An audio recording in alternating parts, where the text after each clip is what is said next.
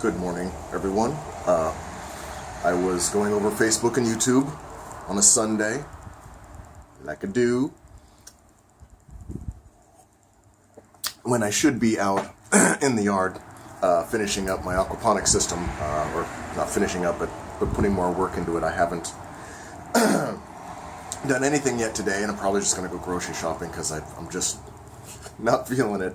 But I have been putting it off, and I putting off working on the system because I was worried that I would do it wrong, that I'd somehow screw up the levels, and there's a lot to know when you're getting into something like this. But I decided to break up into small chunks, just get the totes taken apart and cut and painted, and then start doing the base and figuring that out as I go. So just do piece by piece, just so I'm not quite so overwhelmed, because it has been overwhelming. And I had to remind myself the last time I did this, I just stuck some hoses in a pond that I had and did a float bed. And the plants grew. So it's not that complicated. It doesn't have to be complicated.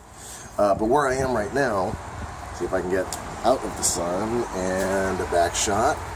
I have all the totes that I've purchased cut into the pieces. I have going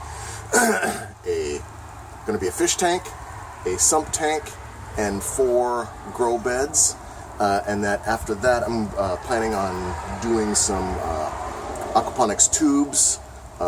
So I think I'm going to put them over here. I have 2 rows of tubes with holes cut in them, so I'll run a second line to there just for some flowing water.